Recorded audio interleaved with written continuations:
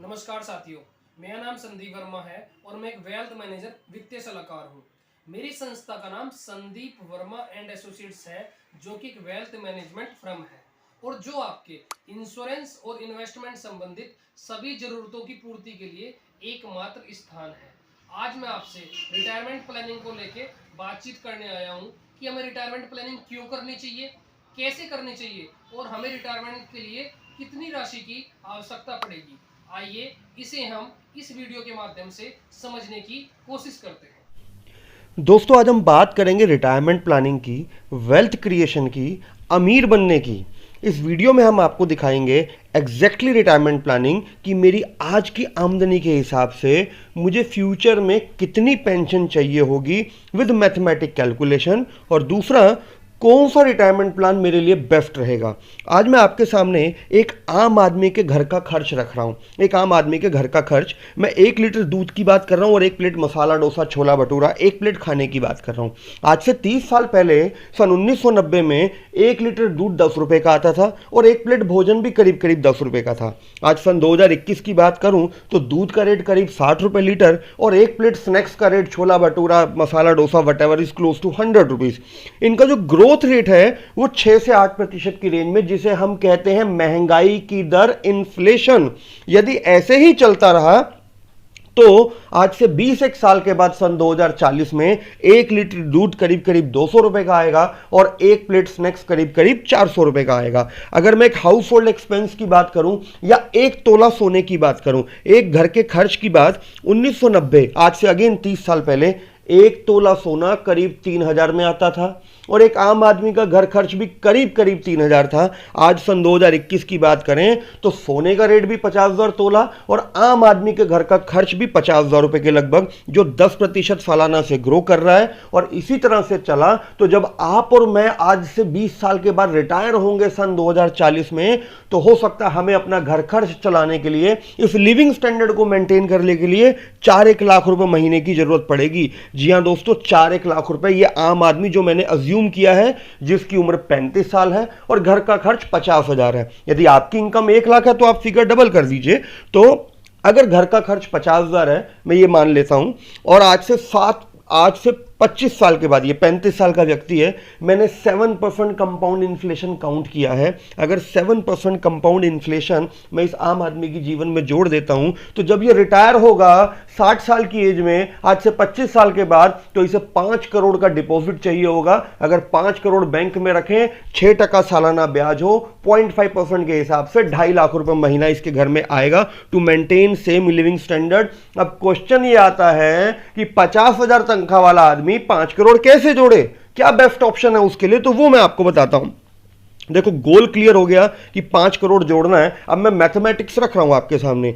यदि मेरी इन्वेस्टमेंट पे 8% सालाना ब्याज आता है, जो सेफर इंस्ट्रूमेंट इंडिया में देते हैं, तो 55,000 रुपए महीना चाहिए। यदि मेरी इन्वेस्टमेंट पे 12% सालाना ब्याज आता है, तो ये टारगेट केवल 30,000 रुपए महीने के निवेश से हो सकता है। और यदि 15% ब्याज आता है, तो this can be achieve with 18,000 rupees. 15-20 lakh रुपए का प्लॉट लेके डाल दीजिए। अब क्वेश्चन ये कि 8% से टारगेट अचीव हो नहीं सकता, 50,000 तनख्वाह में 55,000 कैसे बचाएं, और 15% का जहां रिटर्न है वहां पे रिस्क एसोसिएटेड है, पता ना पैसा डूब तो ना जाए। तो वैसे अगर मैं आपको बताऊं तो अमेरिका जैसे स्टेबल कंट्री में भी, डेवलप्ड कंट्री में भी केवल 5% लोग हैं जो एक स्टैंडर्ड रिटायर लाइफ जीते हैं। और अगर मैं भारत देश की बात करूं, या आज भी आपको 65-70 की उम्र में लोग काम करते दिख जाएंगे, या तो अपने बच्चों पे डिपेंड होंगे या फिर वो चैरिटी पे डिपेंड होंगे। तो हमारे साथ ऐसा नहीं हो, उसके लिए प्लानिंग करने की जरूरत है। और देखो, प्लानिंग भी कुछ ऐसी कि कहां निवेश करूं। सेफ जगह जाता हूं तो रिटर्न नहीं आते, ग्रोथ ओरिएंटेड इंस्ट्रूमेंट में जाता हूं तो रिस्क ओरिएंटेड है। तो एलआईसी और पीपीएफ की गारंटी के साथ जाऊं, ये शेयर बाजार, म्यूचुअल फंड और प्रॉपर्टी की ग्रोथ और रिस्क के साथ जाऊं, तो इसका जवाब है balance approach, rule based investing. आज मैं आपको रूल बेस्ड इन्वेस्टिंग दिखाने वाला हूं, जिसका पहला नियम है कहीं भी निवेश करें पर शुरुआत जल्दी करें। जो व्यक्ति जितनी जल्दी शुरू कर देगा, उसके लिए इस टारगेट को अचीव करना उतना आसान होगा। तो जितनी जल्दी शुरुआत करेंगे उतना बेहतर रहेगा। अब दूसरा निवेश है split up your money into 3 part. पैसे के 3 टुकड़े कर दीजिए। 33% पैसे से आप जीवन बीमा खरीदिए।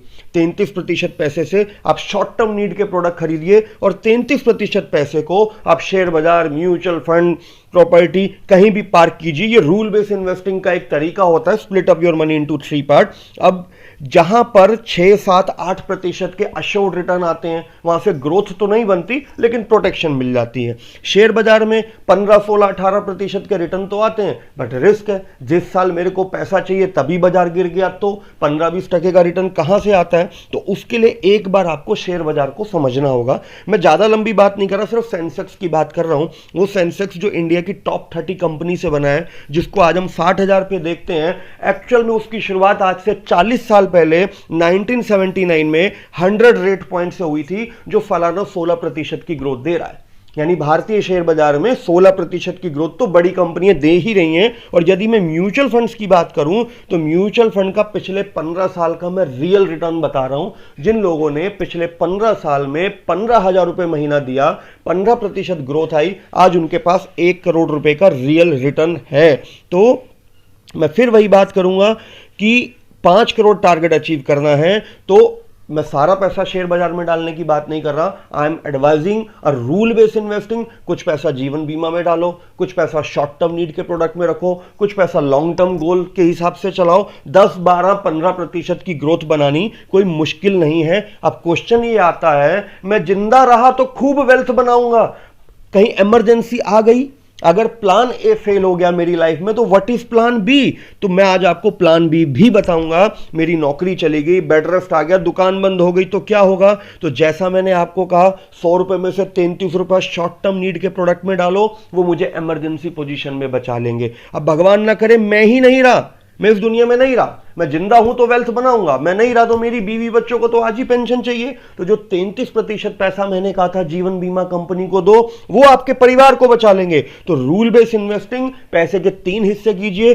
कुछ जीवन बीमा लीजिए, कुछ शॉर्ट टर्म नीड के विदाउट लॉक इन प्रोडक्ट लीजिए, कुछ म्यूचुअल फंड शेयर बाजार लीजिए। एक बैलेंस अप्रोच लेके चलिए। मैंने 5,000 रुपए महीने का फ्यूचर कैलकुलेशन दिखाया है। यदि 5,000 रुपए महीना 8% सालाना से ग्रो करे तो 28 लाख बनता है 20 साल में। यदि 15% से ग्रो करें तो 66 लाख बनता है। अभी आपको आपके 5,000 पे 28 लाख चाहिए कि 66 लाख, वो आपको देखना है। मैं सिंपल इतना जानता हूं, यदि आप वृद्धावस्था में सर उठा के जीना चाहते हैं, अपना गाड़ी बंगला मेंटेन करना चाहते हैं, अपनी दवाइयों का खर्च खुद उठाना चाहते हैं, तो आज आपको प्लानिंग की जरूरत है।